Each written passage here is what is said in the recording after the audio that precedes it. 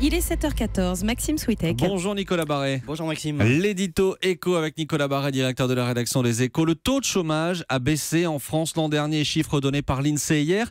Il frappe ce chômage 10% de la population active, c'est en recul de seulement 0,2% en un an. C'est une baisse, Nicolas, désespérément faible. Oui, alors évidemment, on peut voir le verre à moitié vide. Alors c'est une baisse minime, ça baisse moins qu'ailleurs en Europe. À 10%, on reste sur des niveaux très élevés. En Allemagne, ils sont à 3,9%. Là, c'est carrément le plein emploi. Donc c'est vrai, la France offre un mauvais bilan. Mais tout ça, c'est ce qu'on voit, je dirais, dans le rétroviseur. C'est-à-dire parce que, je vous ai étonné peut-être, mais il ne faudrait finalement pas grand-chose pour que cette baisse minime se transforme en un recul massif. Pourquoi ? Parce que avec à peine 1% de croissance, la France a tout de même créé pas loin de 200 000 emplois dans le secteur privé l'an dernier. C'est remarquable.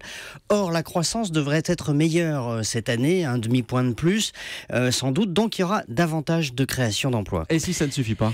Eh bien, si ça ne suffit pas, vous ajoutez à cela deux ingrédients et on sait qu'il marche. Un peu plus de baisse de charges ciblées vraiment sur les bas salaires. On voit que ça marche en ce moment, même quand la croissance est faible. Et puis, un allègement de certaines contraintes sur le marché du travail. Et la France pourrait assez vite engranger de bons résultats dans la lutte contre le chômage. Il le faut parce que on sait qu'on a une démographie positive. On a 120 000 jeunes qui arrivent sur le marché du travail chaque année. Donc, pour commencer à faire baisser le chômage, il faut créer chaque année plus que ces 120 000 jobs supplémentaires. Mais vous voyez aussi avec ces trois ingrédients, un peu plus de croissance, plus de réduction de charges vraiment ciblées, moins de contraintes, eh ben, les résultats peuvent aller très vite. Alors on ne créera peut-être pas le 1 million d'emplois que promettait le patron du MEDEF, Pierre Gattaz, mais enfin on peut avoir des résultats assez spectaculaires et ce sera la mission évidemment du prochain président de la République. L'optimisme, ce matin, on va retenir ça, l'optimisme de Nicolas Barret pour l'édito Éco. Merci Nicolas.